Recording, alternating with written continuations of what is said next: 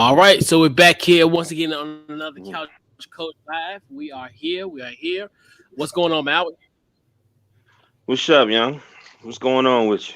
Not much, man. Just You chilling. been you Another been week. you been hanging you been hanging at the Avenue. You been No, going to the Avenue. not this week. We're going to Miami this week. So no Avenue. Oh, Well, no, not me. No, the Ravens. The Ravens. oh, really? So Uh, Tua's not coming to the Avenue on Thursday. all right, man. Don't be But don't yeah. be hip checking people when you down there, man. You know how they is. Mm, hey, that referee. That's wild. That was wild. That was wild. Like, yeah, that was crazy. We got our special guest. What's going on, Thad? What's good, man? Victory Tuesday for me. You know it don't happen too often, so I'm gonna be in a good mood this week. But appreciate you having me Yes. on once again. Yes, Yeah, yes, indeed. I definitely had to get you on. So I forgot about the victory over the Buffalo Bills. We had a Josh Allen crime that was committed in Duval County, where mm, your Josh The Allen real, got the yeah, the best real of it. Josh. The real Josh Allen, the one that owes everyone 1,000 favors. So we, so yeah, man, definitely. I know it was a great week for you. Great week for you as well, Maui, with the Monday Night Football win last night, and let me yeah, speak about that real quick because I know it ain't on yeah, the man. I don't know what they paid them referees, but that game was horrible, man. And it wasn't just yeah. that game. I think it was all around sports. If you because I was on my phone watching the Laker game, and then I'm watching the on my screen I'm watching the Mhm. Steeler game. I want them to win, but damn, you know what I mean? That was a horrible ref game. Yeah, it was. Yeah, that was. Yeah, that game was crazy. The thing about it, it was boring in the beginning, but then it got a little bit better in the fourth quarter. Hmm. But Hmm. yeah, man. Yeah. So everybody had a pretty good week. I had a bad week, so um, actually didn't miss it this week. I felt a little bit relieved, like I didn't have to worry about losing. Nothing crazy happened, so I was like, actually, it kind of felt pretty good, like to just sit back and relax. Like Hey, how's Rob? he's good. He's good. He's out. I think he's on the ship now. So I think he Okay. yeah, so he's doing his thing. So yeah, he's doing good though. I think I last time I talked to him was maybe like early last week, right before Man. Thanksgiving. I think Halloween, my bad. Oh, Man, yeah. when y'all after a loss, that is y'all the saddest two dudes in the world. I be wanting to like send y'all like some Uber Eats or Yeah. something. I'd be like, man. And we taking it stride. We taking it stride because it's just like, it's I feel like we're just so immune to it, and it's so weird. Right. Like, but yeah, yeah, but it is yeah, it definitely felt good to just sit back and relax and just watch some regular games and just kind of just be a fan this week, of every team, at this point. But Hmm. yeah, the bad week definitely came at a great time. But yeah, Hmm. man. So tonight we're gonna be talking. We're gonna do our 2020 NFL Midseason Awards. And once again, this week we are powered by the good folks at Build a Bar. And definitely check those guys out. They Build Bar is truly a standout among protein bars with exceptional nutritional profile and many delicious flavors. Use our promo code off the ball. Go to the website buildbar.com. Use our promo code off the ball. Get 10% off your order. And also, if you check out, um, we have a link in our description, but we have a link that we're ready to post now. If it there we go. I posted to you now. We're in the drawing to get a free pack of the Bill Bars. Definitely huge shout out to Bill Bar for powering this week's Couch Coach Live. So without further ado, we got to get into our midseason awards, fellas. So I'm gonna go around the horn. Maui, who is your MVP of the midseason? Since it's mid-season, I would have said Derrick Henry. But as you know, he's gotten hurt.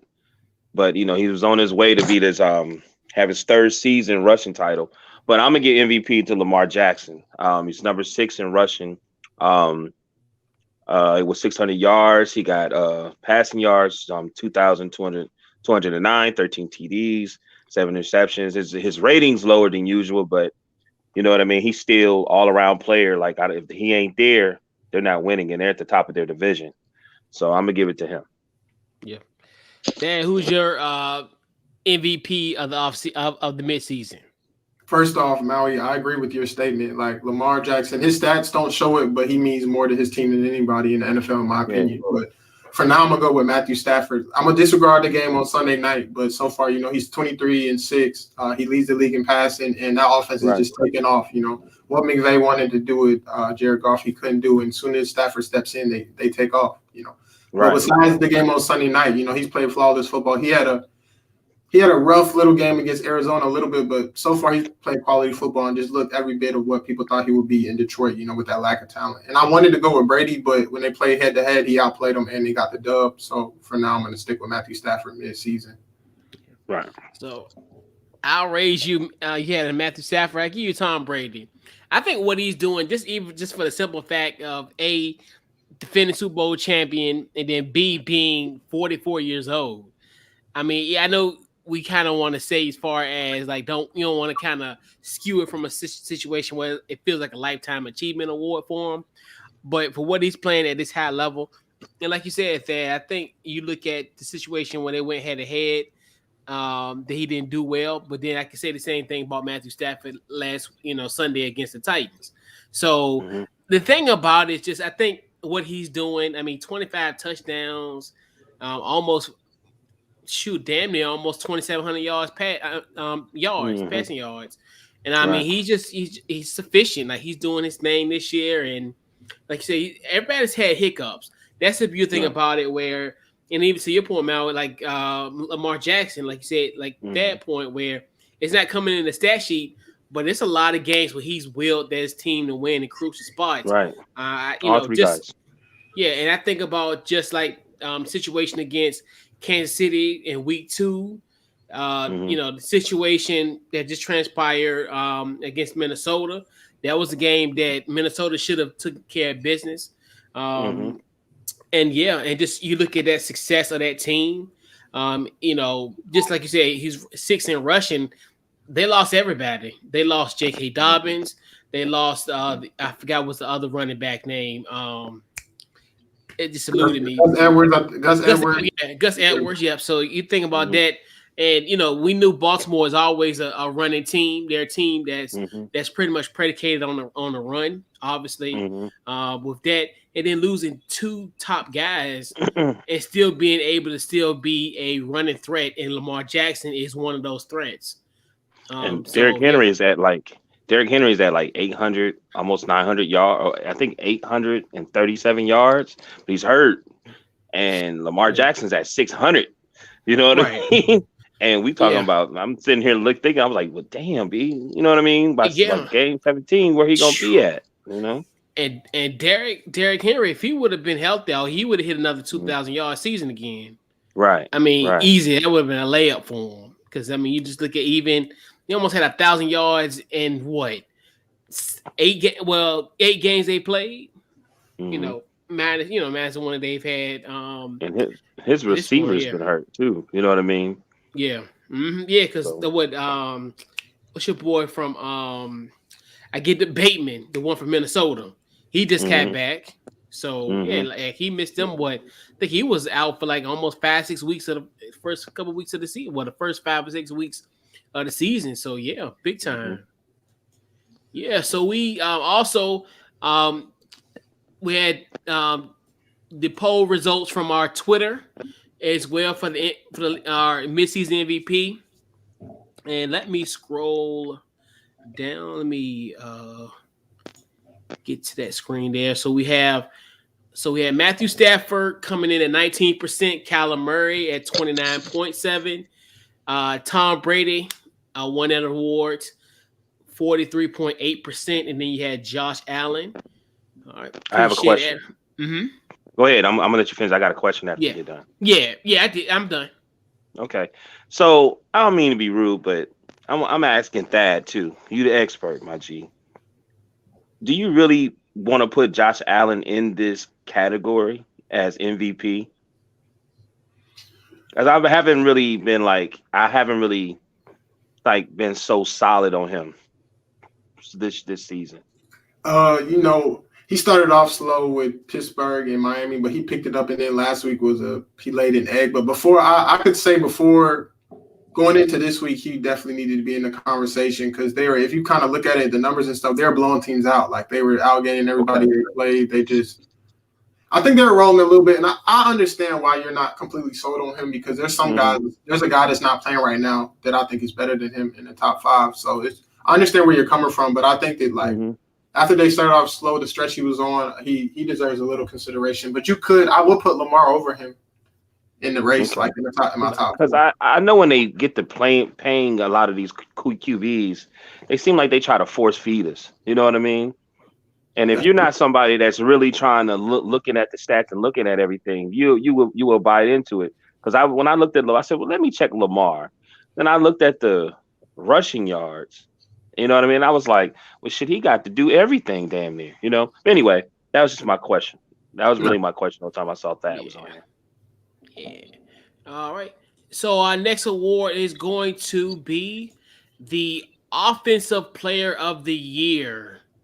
All right, so Thad, who's your offensive player of the year? Well, player of the midseason. I keep on needing to preface that. Yeah. I'm glad you said that because my answer is going to be, it's going to make sense because of that. I'm going with Derrick Henry. I have to, through 8 games, he was leading. He was 100 yards clear of everybody. And this is after he didn't play last week. The second closest guy is Jonathan Taylor, and he's 100 yards behind, and he's already played a game more than him. So it just shows his dominance. He's going to have another 2,000-yard season, as Maui said earlier, another rushing title. Just, checking off the boxes for his future Hall of Fame career, I think. And just, over the past couple of years, he's dominated the league running the ball, and they know he's going to get the ball. They still put 9 in the box, and he's still able to run the ball. He's just a grown man with a good, with good vision and a pretty decent, good run blocking scheme. And I just think he's just been dominant. And I think he's been the best offensive player in the league until he got hurt. At the moment, yeah, he's just a dominant player. Hopefully he can come back for the playoff run because he'll surely be missed. But I was just wondering. I was interested to see what he would do with the full 17 games because I think he was going to break 2,000 again. Yeah, because he might have got ED record. People were saying that. At the pace he going, he was on his way, and like especially you look at how the schedule kind of pans out. I think he would have had those 250, yards like he had against like Seattle, a couple in a couple of these games that I project going forward. But yeah, he definitely would have been on his way. Mal, who's your offensive player of the midseason?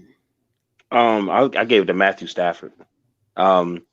Basic reasons you guys said. I just didn't have him at MVP. So I said, I believe that Lamar's more of the MVP than him because that system was already there. It's just that the quarterback wasn't as good. You know what I mean?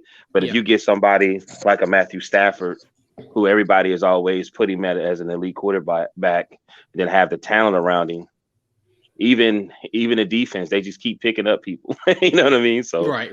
I gave it to him. You know what I mean? I gave it to Matthew Stafford. Yeah. Matt's got to go to Derrick Henry because I think that's a sad thing about with him. I think he's always going to be lumped as the offensive player of the year or that category because we all know this is a quarterback-driven league. Right. Even with the numbers that he has, he should be, heads and shoulders above anyone as far as the MVP of what he does to his team. And then you look at even their success, it's a key contributor of their success is the play of Derrick Henry and how he plays. And he's just one of those guys where he's just, like you said, he's dominant. He's just a guy that just wears out your defense. He's a guy that's like, I think it feels so weird. Like he's like in the fourth quarter, it's like he comes alive. And it's just the weirdest thing. Like it's just the weirdest thing with Derrick Henry is like he'll wear your defense out, but he's still going full speed ahead. And like regardless, like you said, you can stack all kind of boxes. I remember I think one of the weeks we were talking and like, oh, they're going against this stout run defense. And I'm like, Derrick Henry is the exception of the rule. I think it was against Buffalo. And I remember keep on saying like, oh, they gonna stop him. I'm like, I remember this is an immovable object. Like Mm-hmm. this dude, like you said, people stack boxes, 8, 9 in a box, and he still go through that. So what he's doing, and like you said, and if Tennessee can hold on to that number 1 spot, which they got a legitimate shot now. I know I've been back and forth with Tennessee from the jump, but I think if they can hold serve, and maybe they get that first round bye week, get Derrick Henry in the divisional round, I like their chances going forward with that. If that scenario does happen, and give him another, give him some rest as Mm-hmm. well. But yeah, definitely. And shout out to everyone who participated on our Twitter poll as well. Derrick Henry 46.7. Cooper Cup surprisingly almost got there with 42.2. Mm-hmm. Yeah, Devontae Adams at 4.4%, and then we had Kyler Murray at 6.7%. All right. I do want to add one more thing before we go on. You mentioned Yeah. Cooper Kupp. That was really my if somebody said Derrick Henry before me, I would have said him because the pace he's on, he's about to have over 130 catches, 1,900 yards, and just the report him and Stafford have is looking pretty crazy so far. Like that offseason work they put in is definitely paying off. Mm-hmm. It smelled like 2012, but on the other end, he another one that could potentially break Calvin Johnson record from 2012 potentially. He's on the verge. Because I think Calvin was 1974. I forgot how many he had, but he was damn near 2,000 yards receiving. He's on his way. And who was the recipient of his passes? Matthew Stafford. Full circle moment. Yeah. Oh, you just said Mal? No, I didn't say nothing. I said almost. I was just agreeing. All right. So we okay. Oh, let me go back. So now let's talk about your defensive player. Your defensive player of the year, Thad. Who you got? This was my projected, and me and Jelani, when we dropped our awards and stuff, I projected this guy. It was kind of an easy pick, but he made it easy on me. I got Myles Garrett. He has he leads the league with 10.5 sacks this far, and he's lived up to the hype as the number 1 pick. I just think as time's going by, he's gotten better and better. He's a freak of an athlete, running a 4.7 at I don't know how big he is, but he's running a 4.7 on laser. That's pretty crazy. And he just commands double teams. He's a dominant player. He's good in the run game and the pass game. He knows when to get his hands up when he's not, creating a pass rush. He's just a smart overall player and a dominant player. And I know Clowney's not making noise, but the fact that they have, other somewhat decent D linemen on the team, he's seen a lot more, single teams with those slow tackles, and he's just eating them alive. So Myles Garrett's my guy, and I like TJ Watt, but I like Myles Garrett so far. TJ Watt might take over the game a little bit more, might catch a pick or something, a strip sack. Mm-hmm. Myles Garrett will get that too, but I just think, right now I'm going with Myles Garrett because he's a sack leader and he can really do it all. There's some guys that can just rush the passer, but he's good in the run game too, and he does everything well. So Myles Garrett's my defensive player of the year. I feel you. Malvin, what you got? Who is your defensive player? I'm saying Myles Garrett too, because it's midseason. But after last night's game, and then you've seen the influence that, and I'm not being biased, but I'm going to be a little biased today. Usually I'm not Chris. I'm Thad. Chris is going to always be biased, But I was looking at the stats, and Myles Garrett is the top dude, but TJ is coming, man. He got 3 sacks last night, so he's right there. And then, man, the Steelers is low, and but they number 2 right now. They was at the bottom, and a lot of it came from him. You know what I'm saying? A lot of it's just him just making the play at the right time, and the games be close. You know what I mean? Yeah. Mm-hmm. So, but it's funny. There is even that Bills game, I seen that they had him on the end, but Josh Allen would always rush, and Josh Allen rushed weird, where he some guys run outside, and some guys will see an opening, a quarterback they see an opening, and then they hurry up and run through. Josh will wait for a second, almost like a running back, and just try to get 5 or 6 yards sometimes. You know what I mean?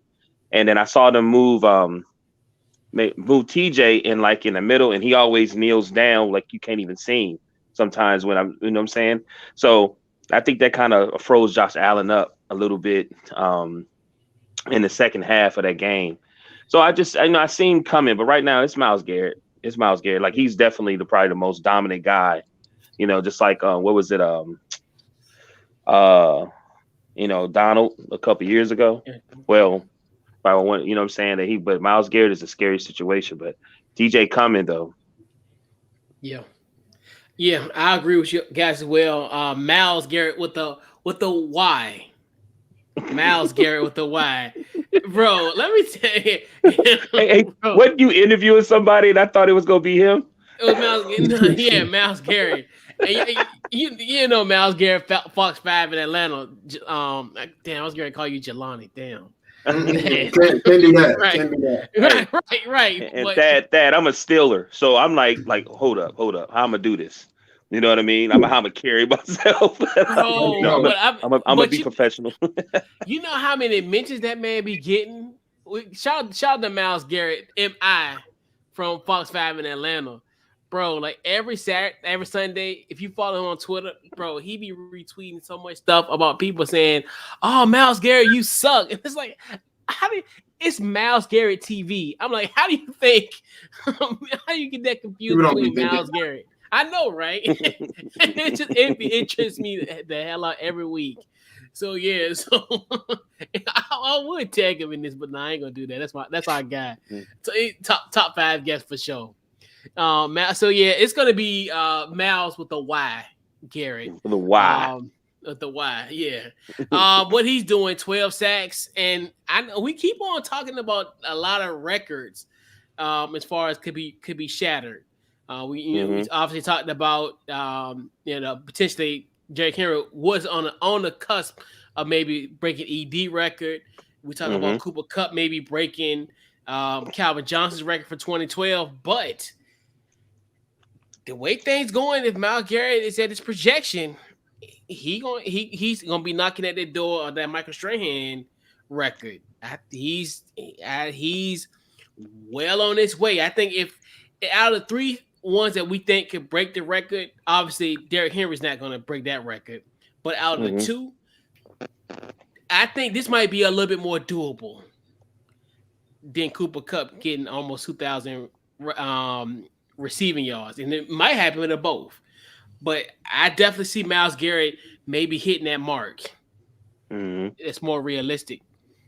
That's not too crazy. No, that's not too crazy. Like, last year there was a game where Hassan Reddick had like 5 sacks against the Giants. So, you could have like a multiple sack game, right? Easier than having a 200-yard receiving game. That's just more likely to happen. So I could see in it. a way, right?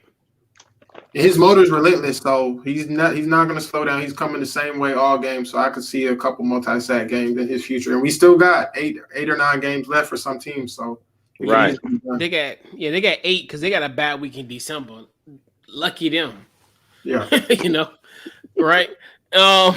So definitely, once again, appreciate everybody who chimed in and voted on our poll. So coming in last place is Aaron Donald with 2.2% of the votes. Then we had Trayvon Diggs, 28.9%. I wonder who voted for him.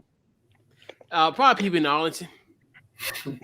Myles Garrett, 31.1%, and then TJ Watt, 37.8%. So, yeah. I think people from Arlington probably skewed that number. I mean, he has his moments, but yeah. So, let's talk about some rookies of the midseason. So, let's talk about first. The offensive rookie of the year of the midseason. I want to say this might be a consensus. It is. It's got to be Jamar Chase. I think because there's really no one else is, and it's funny. So I'm gonna pull up the results for the offensive rookie of the year. Let me pull that up. All right, so you see here, all right, so Dad, did you? Were you one of the 2.2%? Dad? No, I didn't even do that. Bro. I'm gonna be honest. Good. Hey, shout out to them. They know what they're talking about. Whoever did that, shout out to them. I know. It's like, because you know what? And it's funny because bro. I thought somebody was going to give me hell about that because I did it like late last week. I was thinking I was going to get woken up to like people saying, why the F did you put him on here? Because you know how people are. Twitter's ruthless. And it's just, yeah. No, I man. didn't vote for my guy. He's my guy, but he's not the offensive rookie of the year. I would have voted for Mac Jones before him. Yeah. Dude. So Trevor Lawrence got 2.2%. I'm assuming it's a cross between, North Florida, Clemson, South Carolina, South Carolina, the Florida Georgia line. Not to be confused with the music, with the band or whatever they call it, artist. But yeah, I mean, I think somebody just felt sorry for it. Man, that's messed up. Let me go ahead. Like, okay, shout out to T Lock getting 2.2%. Like, that might be Dabo. Hey, Dad, see how he is? He said, Dad, are you a part of the 2.2? Hey, by the end, he might have a couple votes by the end of the year, maybe. Yeah, I think and that's the thing. That's what I like about this rookie class, where especially when it comes to the quarterbacks, they all are making mistakes, and I think these guys, this set of guys, I think they need that type of adversity going forward, because you look at most of these guys have had decorated careers. You look at like Mac Jones, decorated. Trevor Lawrence, like I said, he was the greatest sixth grader to ever play middle school football. I remember hearing about him in the sixth grade, which that's unheard of, even with the internet. So then Justin Fields, he was another phenom. I know he had a little adversity at Georgia, but he was able to get himself together at Ohio State. And Zach Wilson, he's another guy, kind of the one that everybody was like, why they got him at that spot. But I think those guys I think they're still going to be a good quarterbacks going forward. Even look at what Justin Fields did last night.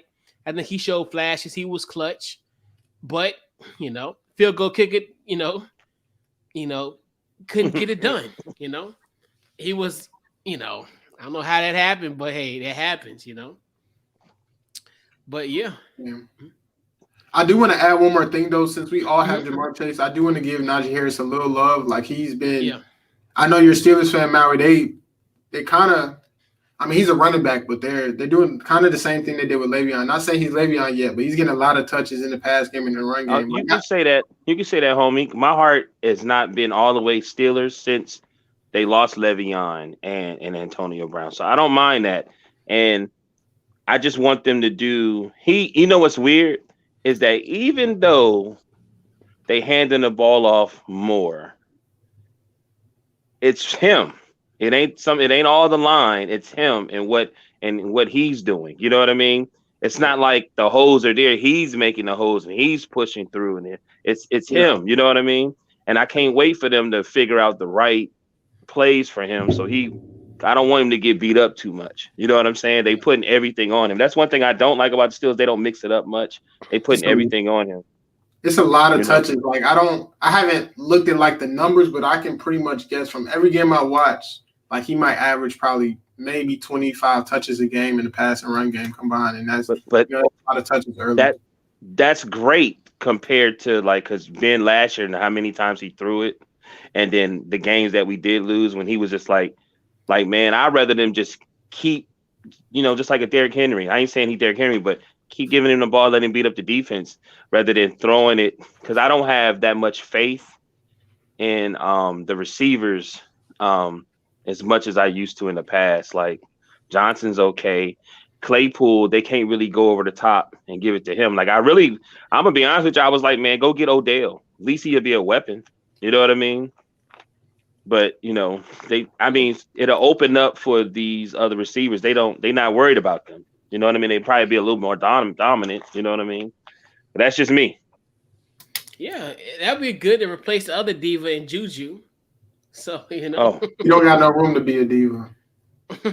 Yeah, like right? Odell. That's what I'm saying. No, He has to yeah. come there, and he got a ball. Like I think that diva stuff is gonna be out there. Now, if he go to LA, you know what I mean. I think that he gonna keep that diva stuff up because he gonna think that's what he got to do. Real quick, Maui, hold on. You said him going to Pittsburgh. Mm-hmm. I'm not gonna lie to you. He's just gonna get frustrated because Baker couldn't hit him, and Big Ben the way he's at. I know you saw that pass to James Washington yesterday. The pass where he had to come back to the ball. He just can't really push the ball down the field anymore. And Odell. But I'm not gonna argue that because I trust you. You used to be a quarterback, right? Yeah. So I'm gonna trust what you see, whatever details that you see, because I keep thinking that Ben can still do what he do. You know what I'm saying? But I'm gonna be honest with you. I felt like over all these years, he's always had these receivers that recovered well, and I don't think these guys are that. You know what I mean? I think they've always saved him. I can agree with that, and I honestly think that just shows how much more he's deteriorating. Because I think like these guys aren't, they're not known guys, but I think Deontay Johnson and Claypool are solid receivers. Honestly, I think. This was 2017. He looked better. Like they're not Juju and AB the combo they were, but there's some solid guys. I take them. I take Deontay Johnson on my team. Okay. Like I said, I trust you. Yeah, and also Najee Harris did not sleep on the floor at Alabama. Let's get that straight. Okay. They kept saying that in the interviews. He had a second year straight. I know. I was like, yo. That's irresponsible 2021, man. You can't run off stories like that. It's the internet. It's at your fingertips. You could have just put, did Najee Harris sleep on the floor at Alabama? Surrey would have said, hell no. He slept in bed. So just like, dude. And that's just like, it's so crazy, bro. Like all this type of stuff. And then like Tony Romo the other day talking about so what when they had Cincinnati and Cleveland playing, what rivalry is this red? And then Jeanette's like, no, this is the Battle of Ohio. You can pay $17 million and you know that? He had a little slip up. I know, but I'm just like, no. Hey, I appreciate that, Chris, you being a Washington football team, because for some reason y'all just feel like every time y'all play the Austin boys, whatever you want to call them, or y'all play the Eagles, or y'all play the Giants. Arlington football team. It's always, this is like the Super Bowl. This is what I got to hear being in Virginia. Oh, this is like the Super Bowl. Everybody's watching. I'm like, no, they not. Nobody care. I'll tell you one thing. We play the day after Christmas in Dallas. It's probably one of the highest rated Sunday night football games. It's the day after Christmas. Okay. All right, December 27th. I'm gonna pull up those numbers. It may not be Tom Brady going back to New England, but it's damn near. Matter of fact, see the stat. See, this is what I got to deal with. This is how they are. they can be 0-9. Man, everybody watching this game. Washington, because when Washington Dallas played 2012, that was the biggest at that time. Was the biggest audience draw in Sunday Night Football history. And Sunday Night Football. Sunday Night Football. Okay, that's what matters. I mean, that's because it's on that channel. So I mean, yeah, I said it's gonna draw eyeballs. You hear how high his voice is. You know what I'm saying? See what he's doing to me. I'm gonna let Coach have his moment, but see, I can't agree with that. I can't agree with all those viewers wanting to watch the football team and the Cowboys. Right. I'm telling you, it's the East Coast thing. It's a Mid-Atlantic thing. That I mean, you from the East, you the East Coast as well, but yeah, you're more of the South. Definitely. It's a Mid-Atlantic thing, but yeah. All right, so let's see. Defensive Rookie of the Year. Who you got that? I think this one is the same way. We might all have the same person. I got Micah Parsons. Yeah, I got Micah Parsons, man. He's just been he's everything people thought he would be. He took that year off at Penn State. People questioned him, but when those combine numbers came out and the combine numbers matched the tape, everybody was pretty much sold, and he's just been dominant. Like I'm not saying he's LT, but they're trying. Let me stop. I don't even want to say that, but he has a lot of traits that show he's a multiple-time Pro Bowler, All-Pro type player. They're putting him at the rush in his first start at defensive end. He's going against one of the best rookie left tackles, as Rashawn Slater, and he gets him hell. And then he just, they move him everywhere, and he's just making plays. He had 2 sacks last week, I think. Yeah, 2 sacks last week. He has 5 on the season, 50 tackles, 14 tackles for loss, 10 tackles for loss, and 14 QB hits. So he's literally just everywhere, just been a playmaker, and he's lived up to, being one of the top 3 defensive players taken. Maybe the Panthers regret, or the Broncos regret taking one of those corners. Maybe not, but the corners are good. But I just think Michael Parsons has been everything the Cowboys thought he would be, and he's just their linebacker core was deep, and he was so good to where they started sending veterans out, and making way to find a way to get him on the field. So that just lets you know what he's capable of, and as long as he keeps his head on straight, I think he's going to be a multi-time, all-pro and Pro Bowler. Yeah, man. Jalen Smith all day as a free agent. Like, you know what I'm saying? They sent him home. Yeah, they sent him home, and Green Bay sent him home too. Yeah, but once Green Bay sent him home, that had to be something. He definitely had to be slowed down, because Green Bay, I didn't even see him on the field for Green Bay, and they let him go. So yeah, exactly. But Michael Parsons is that guy. Mm-hmm. It's unanimous. Yeah, from the Arlington football team. Yeah.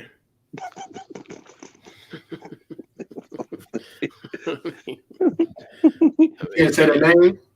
No, I mean I tried to, but it's like I don't like it. I tried to. What did you say? I said I tried to, but I don't like it. Tried to what? Say their name, their real name. Well, I was like, but it makes more sense now. I think. Man, let me tell you. Let's just be honest. They just lost to the Broncos, right? Man, why they gotta get so arrogant, man, when they start winning? I don't even understand that, man. You would think they'd be terrified, especially since it's November. Yeah. And I told people about Denver. That you did. You already know what I called them. I'm not even gonna say it out loud again. But Denver, Denver's legit. I think they can put a little fear in the AFC. You think by Von Miller, you think him leaving that fired him up, or he might have been an issue in the locker room with the defense or something? Because they looked like they was fired up in that game. I think that Von was, he was high with cap. He was. Nah, I wouldn't even say that. They were just maybe, they weren't winning anymore. They wanted to ship him somewhere where he could potentially start to win and stuff and clearing cap and stuff. But the replacement, Jonathan Cooper, the guy from Ohio State, he was waiting for that opportunity, obviously, because he was in the backfield all afternoon. Yeah, it looked like they intimidated the Arlington team, I guess you could say, because I was watching. You know what I mean? Like, they just was a step further, and they was a little more determined. You know what I'm saying? I don't know. I'm trying to get y'all to say something. They just came out the jump and just they didn't. They jumped on Dallas real quick, and they just didn't let off. And a lot of teams would let off, but they didn't. They, even though you look at the score that was 30-16, that game was nowhere near close to what it was. That was pretty much in garbage time. But all garbage time. Yeah, all garbage time. But like Teddy, it's pretty much they played kind of the way that we kind of envisioned them potentially playing all year. And it's just like, as far as playing solid defense and getting, decent quarterback play from Teddy Bridgewater, and everything just came into fruition for him. Facts. Yeah, I don't know what it was with Denver, but they just played inspired. Like, I know last Sunday was a weird Sunday, but I had 2 TVs on, and that was the other game that happened to be on, so I was watching, and they just like before, when Dallas missed those 2 first 4th down conversions, it was just like they couldn't even get past the 50, and they were just clicking on all cylinders. I really don't know what it was, but they played some inspired football, and they look good without Von Miller. Wow. Hopefully they can keep it up when they play y'all. Hopefully they don't beat the football team too bad. Hey, and their division is looking a little interesting. You know what I mean? Because, Coach, you said something about the Raiders and how November is to them. And then I'm looking at the Chiefs and I'm looking at the Broncos. I'm like, oh, damn, they right there. Mm-hmm. Yep. And then LA, I think LA holds the keys to it all. They just can't screw it up. But, we're gonna see because they pretty much in the driver's seat. Right. All right. So we got the coach of the year. Who you got that as your coach of the year? I have a person down, but I don't want to, be that guy. Kingsbury is my number one, but number two, I'm gonna go John Harbaugh. I know that might be, people might be like, why? But he's just always been a solid coach in my opinion. Always kept his guys, ready to play, motivating his guys, having them prepared and all that. But just the amount of injuries they had, J.K. Dobbins, Marcus Peters, other people on the defense that are just not playing, and the fact that they're sitting at first in their division and winning a lot of these, just pulling a lot of games out their ass. And I just feel like he just does a great job. It goes unnoticed because he's always winning, like nobody's going to say he's coach of the year because the Ravens are always solid. But just the fact, when a bunch of guys go down and you're still playing the same high-level football, I give him kudos for it. Cliff Kingsbury is doing a great job because a lot of people wanted him fired. They look like the best team in football right now, and then they went into Stanford with a backup quarterback and beat them handily. So shout out to him too, but I got to give John Harbaugh some credit just to be, a little different. So that's my coach of the year for now. Yeah. Who you got, Maui? I'm a little biased. I got a co-winners. I'm gonna give it to Cliff Kingsbury because they got the hardest division, right? And we spoke about that when we started. Before we did our preview of the season, and it was so tough. We were like, man, we really would love for the Cardinals to be there. You know what I mean? Because of Kyle Murray and how they had everything. And then when you watch them and you be like, damn, they really are dominant. Like the way I hated that they lost to the damn to Green Bay. You know what I mean? I stayed up late. You know what I'm saying? I hated that didn't work out because them young boys went all the way down that field. You know what I'm saying? And I was like, wow. But I'm also gonna give it to Mike Tomlin because I don't think Pittsburgh right now, they number 2, they were number 4. You know what I mean? And I'm like, with them, he always finds a way. They really should not be successful. You know what I mean? But even with Harris, doesn't be perfectly honest with you, and then like they really just somehow Tomlin figure out a way that they could still be somewhat of a threat. You know what I mean? So I'm gonna give it to Mike, and I'm gonna give it to Kingsbury. I like you said, and I think my rationale it was the same as that, where Harbaugh's not going to win it, but just due to the fact of the success that he's already had. And it's almost like I feel like it's a standard. But like you said, you have a situation where I remember when J.K. Dobbins got hurt, and it was like doom and gloom. A lot of people looked at as if like, this their emerging running back and he's out, and then the other injuries, thinking about Ronnie Stanley injury, then also Marcus Peters. So a lot of stuff has transpired with this team. They've dealt with a lot of injury, and for Baltimore to be in that predicament because Baltimore is 6-2. And they're right at top of as far as tops with Tennessee. It's one of the best records in the AFC. So I kind of figured Baltimore at this point might have been like maybe hovering at 500. I didn't think they would be 4 games over 500, just due to just everything that has transpired, the injuries and what have you. But Cliff Kingsbury, another one. I mean, we was almost getting ready, like you said, at that point where we would get ready to run him off in Arizona if he didn't have a successful year this year. And you look at what they've done so far. I mean, they're on the verge. I mean, they literally almost can sew up the division. I mean, they're 3-0 in the NFC West. Like, that's a great feat.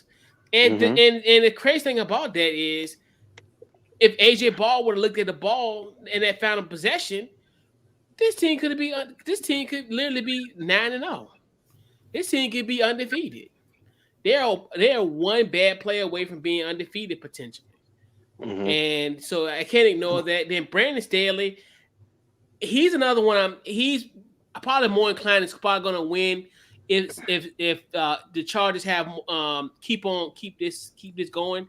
They've won a lot of close games. They did stuff that you know, Anthony Lynn couldn't do. We always looked at the LA Chargers as a team. Oh, if you got them in the fourth quarter, you good, because they don't know how to execute in the fourth quarter, and they've had so many decisive wins in the fourth quarter this season. So you look at what he's doing, and then I think Sean McVay, he won't get it to do the fact of Stafford, because I think, like you said, I think now when we talk about these type of awards, a lot of analytics coming to that, more so not from a number standpoint, but just like narrative, storylines and narratives. Where I don't think people going to give Sean McVay's credit, because it's going to be a tribute to Matthew Stafford. So, but yeah, and John Harbaugh, because he has a standard already. So I think people, even in a year that we didn't expect Baltimore was going to be this good, they deserve to be in that spot. Right. But yeah, they probably just give it to a young blood like Brandon Staley or Cliff Kingsbury. It's probably between those two. Right. Yeah, I like that. Before you move on, I want to add something about Staley. What you just said. Like, when we had the AFC preview and I picked the Chargers as like one of my sleeper teams, I said it. I kind of, I believed it, but I didn't really believe it. I thought they were going to be a good team, but like I said, all those games, those close games, they blew the 14-point leads. Like I said, they were going to find a way to win, and they're actually finding a way to do that. And that's literally the difference. Find a way to close out games in the NFL. Is the difference between 4-12 and 12-4. So yeah, and the Chargers have been like that for the last 2 years, and like you said, we've seen the potential in them. It's just now, coming to fruition. They're winning close games and they're executing in the fourth quarter. So yeah. So we got leading the clubhouse to our votes, Cliff Kingsbury at 44.4%, and then we got a tie with John Harbaugh and Brandon Staley. Then we had Sean McVay at 20%. Then also we had a few that chimed in and said Mike Vrabel. He's another one where I'm like, I like that. But he's another one where it's kind of low-key expected. You know what I mean? It's weird to kind of, what he's doing even at 6-2 is still an amazing feat, because he's, 7-2, and they're top of the AFC. So, yeah. I seen some people. That's not terrible. Go ahead. No, you go ahead, Dad. Yes. It was just real quick. I was just going to say that's not even bad. Like that was one of when you sent me the list of stuff, I was thinking of coaches and stuff, and that's not a terrible one. But like you said, the Titans are always like either 500 or in a wild card in the playoffs. Like they've never been trashed since Vrabel's been there, so it's kind of expected, and they're not giving him a lot of credit. But for the way they showed up after losing their best player on Sunday night in a hostile environment, and then the way they dominated that game, you got to give them credit. Kudos. Yeah, they did a great job Sunday. I seen some people, the Cincinnati Bengals coach also. Oh, Zach Taylor. You know what I mean? Yeah, so I didn't put him down here. Right, Zach Taylor. Y'all see why Belichick had those boys spying on him 2 years ago. He's stupid.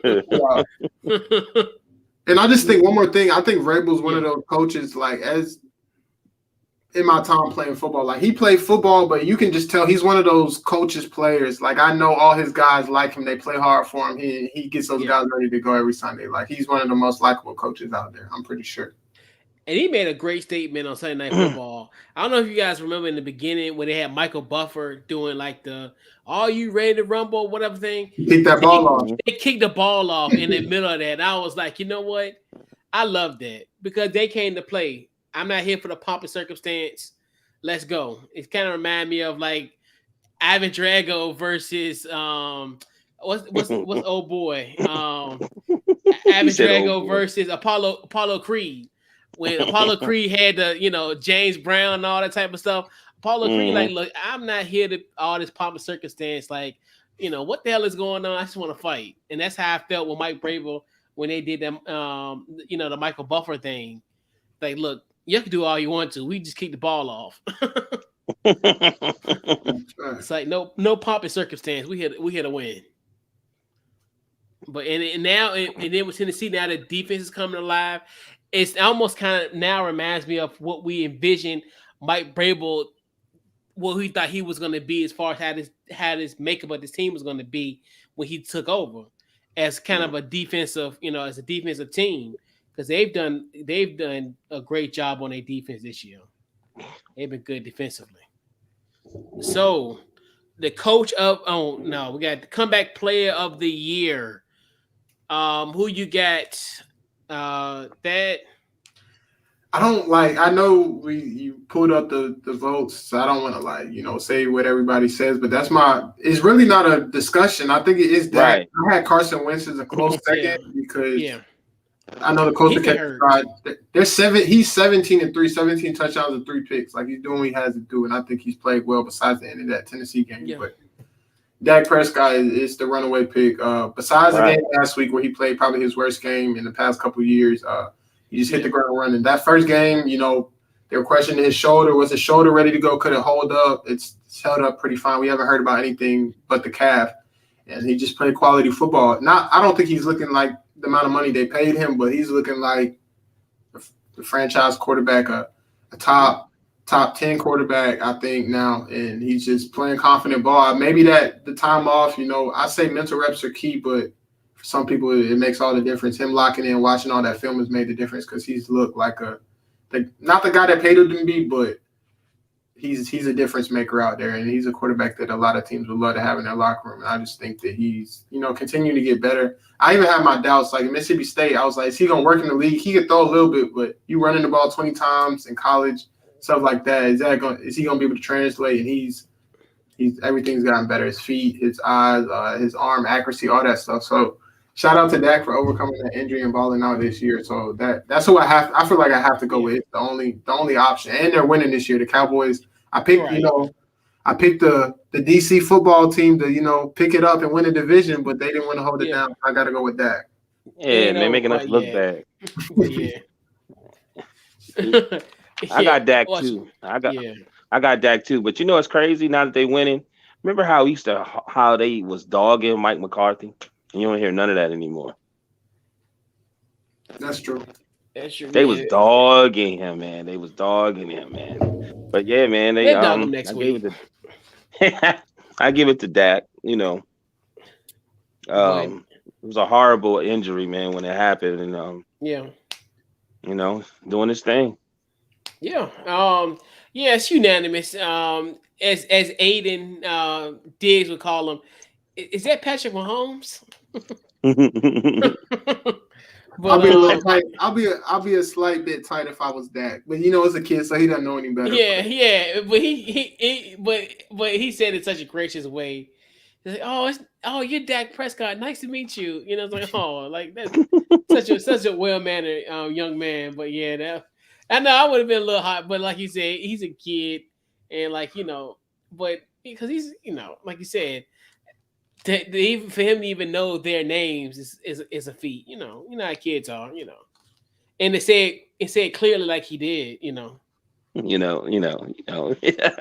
but Dak. Honorable mention would be Joe Burrow. I think, but like you said, I think just even the success of Dallas, you just look at now where they've equaled their win total from last year in half the season. So that obviously is kind of one of those things that will build a solid argument for Dak, because like we always say, because obviously our Arlington football team contingent on the network. Oh, we had Dak. This would have happened. This would have happened. I mean, y'all beat us with Ben DiNucci and da da da da da da da. Okay, well, I mean, I can't control that. I mean, now you're gonna be playing Tyler Haneke or Cal Allen. What am I supposed to do? So can I bitch and complain this holiday season? You'll be all right. Your defense, if you're honestly, I know we're talking about Dak, but honestly, if your defense was playing like they were last year, y'all would have won some of the games. Like Heineke's not playing. Y'all know he's not a franchise guy. He's just a capable backup now. I think y'all would have won some of those close games he had y'all in. If the defense would have, maybe got a few turnovers or what. Yo. All right. So let's see. So I think we're done with the poll number. So we'll exit out of that. So fellas, let me remove this. All right. We got to come back. Okay. All right. So going around the horn, fellas. Favorite moment of the midseason thus far. This one, I really don't even have like a favorite moment, but I'd say this past Sunday, just all the upsets, in the league, all the weird games going around. It wasn't even my favorite moment, but it was one of the most surprising like moments of the season. Everybody lost their money betting all the games. Everybody predicted was wrong, and I just feel like last week showed what the NFL is. It's just unpredictable. Any given Sunday, you got the Jaguars beating the Bills. Like literally, the one time I bet against my team with some actual money, they win. Like I didn't know what to think. I was happy we won, but I put a bunch of money down on the Bills, and they finally wanted to show up. But like, just last Sunday was crazy. It just showed any given Sunday, and then y'all need to manage your money because these NFL teams will pull some crazy stuff and not show up at the most unpredictable times. And I kicked myself because I had a parlay. Now get this, and it was weird. So I did a parlay for the 1:00 game. So I had the Giants winning, and then I forgot who else I had. Who was another upset that I had? Atlanta. I had Atlanta, and then on that I had Houston. I was like, bro, like, cause that's when I found out Tua was out. So I was like, all right, Houston gonna win, and then they messed me up. Then they had a 4:00 parlay. I think I forgot who I had. I think I had one of the parlays. I had Green Bay winning against Kansas City. I did have the Titans. I did the Titans over the Rams. And I want to say, what was the other game that? Oh, and I had Arizona over San Francisco. And then, lo and behold, who let me down?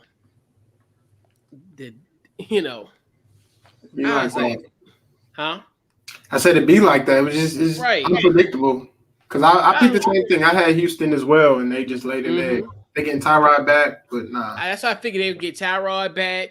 No Tua. You got Jacoby Brissett. I was like, oh, bet. I'm about to win $189 off a $5 bet. Nope. But then that Jordan Love, I'm like, oh, man. I was like, and then he had his poor mama and girlfriend in the upper deck. That was wild. That was wild. But next time they need to put Jackson Mahomes there and by his damn self. He ain't gonna be able to TikTok in that damn altitude. But I digress. I'm out with you. So crazy, man. Your favorite moment. I got a few now. Piggybacking off of what Thad said. What I did write down, I think the Cardinals was playing the Jags, and it was like a short field goal, and it was a run back for 109 yards. Yeah. But that's what I wrote down. But I have a couple moments. Seeing Tom Brady go back to New England, right? And then see how everybody gave him respect, and then see how much of a hater Bill Belichick really was. You know what I mean? I don't know if you ever been in that predicament before where you take everything and then you show up and then you try to, you know what I'm saying? And then the person still kind of like blow you off and you like, man, he really is a hate. Like that was one of my favorite moments. Like, you know what I'm saying? Is just see how everybody, they didn't care about Bill Belichick. Everybody gave him love. Even the security guards, you know what I mean? Like everybody was giving him love. It was that one. Let me see. And locally, Darryl Taylor, before that, when they played the Steelers, even though he had 4 sacks coming up to that, they were saying his name a lot in that game. You know what I mean? They were saying his name a lot right before he got hurt. So that was one of my favorite moments. You know what I mean? Luckily, he didn't get hurt. So, but yeah, those are my favorite moments. Yeah, big time. One of my favorite moments, week 2, NFL season, Sunday Night Football. Lamar Jackson willing the Baltimore Ravens over the Kansas City Chiefs. That little touchdown run with the flip, which we all was like, bro, don't do that again. Like you might get me too. hurt. I say that all the time. Yeah, and then my other moment Actually, Taylor Heineke, the homecoming king, went back to Atlanta. The pride of what is it, Gwinnett County, correct? Yes, Is it sir. Gwinnett? Yeah. Gwinnett, yeah. He was the one of the prolific quarterbacks in Gwinnett County history. Went back home. Very very emotional post game show. Talked about how he was basically taking classes at ODU and living with his sister and his brother-in-law, and saying that it was just very thankful that they was able to come and see him play.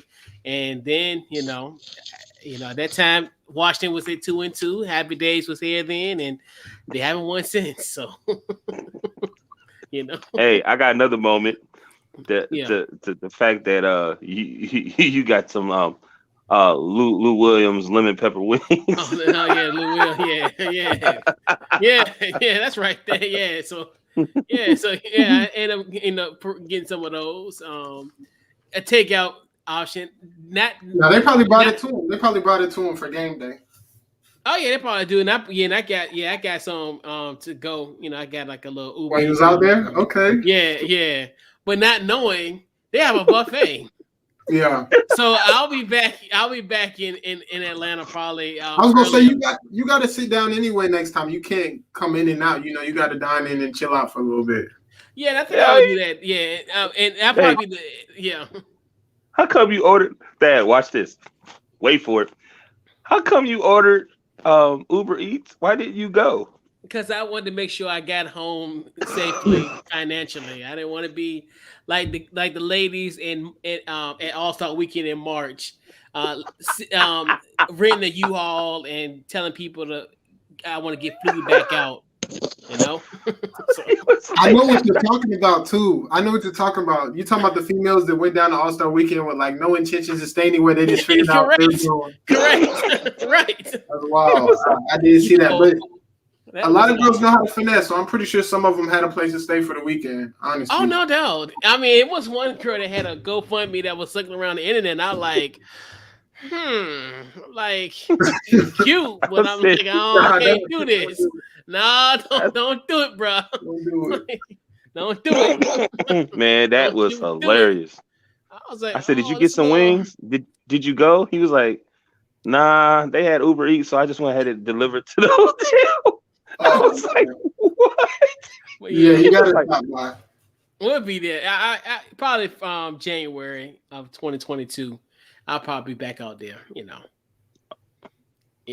Well, yeah, Man, it'll be there. Funny, people. You funny, bro. It'll be soon. At least I catch a Hawks game while I'm out there. So it'll be something. Then before that, he asked Myles Garrett, had he ever had Lou Williams? He asked the dude for Fox Fight, you ever had Lemon Pepper wings before? And the dude said, nah, I ain't never really had them. I ain't never been to Magic City. You don't have to go. Yeah, you don't have to go to. You don't have to necessarily go there. You can always, have a takeout option. I don't know too many people getting takeout for Magic City. That's a place you got to stop at. Yeah, because I think I want to say like the Hoopers. I don't know if I forgot. They told me a story that they're like one year they got the wings for Christmas or something like that. Like I think they had like a family gathering and they got like wings. Don't quote me, but I think I remember them telling me something of that. That makes they had sense. Like some type of family event or something like that. Yeah, but yeah, But you're not. Before we move on, you're not that crazy. I know some people that literally. They might go in there to, throw a couple dollars, but some people go in there just for the food. Like, yeah, I think I will be. Yeah, I know I would be. I like all types of food too. I just want you to know that. Right, because they had a very vast and diverse menu. So, I was told I can't go wrong. So, there was a lot of options, but I was like, it was just me. I didn't want to kind of, have multiple entrees. So, next time there's a buffet option, and I'll peruse the buffet. You take a little bit of everything. Correct. and just just make sure like if any of the entertainment call me daddy, don't fall for that.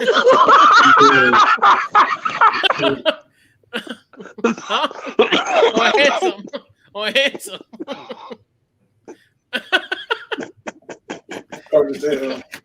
Right. Yeah. All right. So, fellas, let's before we go off the deep end, Dad, what's your most disappointing team so far? Can I name more than one? Because I got a couple, honestly. Absolutely, I got two as well. I had three, but I'm gonna go with my. I feel like you're gonna leave out your team, so I'm gonna say them. I have the Washington football team and the San Francisco 49ers. I had the Vikings in there. They just lose a lot of close games. They're not playing terrible, but the football team had the best. I'd say the best defense in the league for the most part. The best front seven in a way. Especially best front four, and they just not showing up. I don't know what it is. Maybe they started feeling themselves, started reading the presses, and stopped putting in the work, but they just haven't shown up. The team as a whole has been a disappointment. They brought in William Jackson. I already know how you and Cruz feel about him. Curtis Samuel's been a little bit of a disappointment. I think he'll get going over time. I think you just need a little bit of a better quarterback. But they just, completely disappointed me. I picked them to win a division, and they just can't. I thought the defense – I know defenses fall off because the year we had Jacksonville, the year after that we started falling off a little bit. But y'all have just completely dropped off. And it's like it's not that with the Jaguars, everybody was a little older for the most part. Your guys are completely young, and they just haven't shown up. So I'm just completely lost. Hopefully they don't let go of Ron Rivera because I don't think it's him. It's just your personnel at the moment not performing. So I'm going with the football team as my number one. And San Francisco, man, 2 years ago they was in a throwaway from winning the Super Bowl. Last year I gave them a pass because of injuries. This year they've had injuries, but they just haven't looked good. When you let Arizona go in there, even though they're a solid football team and beat you with a backup, beat you handily by like 17 points in the game, not ever be close. It's just I don't know what's going on, and they just haven't performed. Their secondary is awful. Had a lot of guys hurt in and out, and they just haven't performed. The NFC West was supposed to be a gauntlet, and I know at the beginning of the year everybody had their picks, but nobody had San Fran in dead last. Maybe people had. I know I had Seattle. I had Arizona and Seattle was my bottom two. And, they just haven't shown up, and I really don't know what it is, but they've completely underperformed, and they just haven't looked good. Like they've lost some close games at home that they should have won, but other than that, they've had some very, very lackluster performances. And I don't even think Jimmy G's playing that terrible, so it's just tough. And they're pretty disappointing because I thought they would be, with the coaching they have and the personnel, they're getting Bosa back, people like that. I thought they would have been, at least in the wild card race, but completely disappointing. And they're looking, before you guys go, they just made the trade for Trey Lance, so they gave up their first for the next 2 years. So it's like, what are you going to do? I know they don't have that much money in cap space too, so it's a tough situation in San Fran. But hopefully they get better soon before they start trying to send Kyle Shanahan out of there. Right, big time. Good shit. Maui, who you got? Man, I got the Texans. I thought, I'm just kidding. I got right. Man, I would say Washington football team too, but I was gonna say that for my surprise team, because I was, but I'm gonna say the Chiefs. I don't think that they was kind of talking about they may go undefeated at one time this season. Remember that? You know what I mean? And I just, they losing, and you like, okay, but then they starting to lose more, and I'm like, okay, finally, did they figure out Patrick Mahomes? You know what I mean? Or is he done got paid and he got this superstardom? Is it going to his head? But from what I'm hearing, they just I'm asking you that there's some holes there now that people figuring out, or what's going on? I think it's a lot of things, honestly. For one, I'm not off the bandwagon. I still think he's a good quarterback. Just finally coming down to earth just a little bit. But a lot of teams are just playing a lot of cover four and playing off.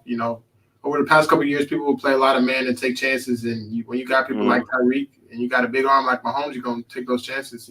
People saw the blueprint with Tampa Bay. If you can get pressure with four and just sit everybody back and, make them have those long 12 to 13 play drives, you live with that. And the gunslinger he's not trying to do that. He's trying to hit the home run on every play and stuff, and, get out the pocket with happy feet and stuff. And it hadn't worked to start off the season. But the last 2 games I watched, especially against the Packers, he's played better from the pocket and, took what the defense gave him, as you see. So hopefully, if he can be okay with teams playing cover 4 and cover 2 all game, cover 2 sink all game, and sitting back and take what the defense gives him, I think he'll be fine. Yeah. Okay. Yeah, Patrick Mahomes, that was weird. Like I remember, like when we played him, it was like it was weird with him. It's like I think he's like, I feel like it almost like I feel like he playing Madden. Like that's how sometimes I be feeling because like when we play him, like won a couple drives, he did a lot of check downs. And I'm thinking he gonna check down us to death. Then all of a sudden he just started doing like little weird stuff, and it's like, why'd you throw it in there? I think we picked him off like 3 times in that game. I'm thinking to myself, like, why would you make that throw? You got this guy right here. Like you said, he go for broke on each play. Yeah. And you think to yourself is like, dude, like, and that's going to definitely not bode well for them going forward. Like if he continues like that, but like you said, he has improved, and I think, and it's gonna be it's just a process of just his maturation. And I think once he kind of developed that, like, hey, look, I can't go for I know I got some home run hitters on this squad, but we can't always hit a home run. Let's go for some singles, go for some doubles. And I think he can do that, but I think sometimes he neglect that. Which like with us, I noticed a lot of that. Like when we played him initially, I figured he was just gonna go for singles and doubles.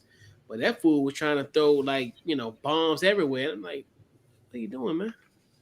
Like, when you sometimes when you got like a gift that God gave him, he just wants to utilize it, use that big arm. And he's always played that way. Backyard football, Texas Tech, threw it all over the yard, even though they lost. So it's just, I think as the season is going along, he's going to get better and better. And once week 15 and the playoff run hits, they're going to be.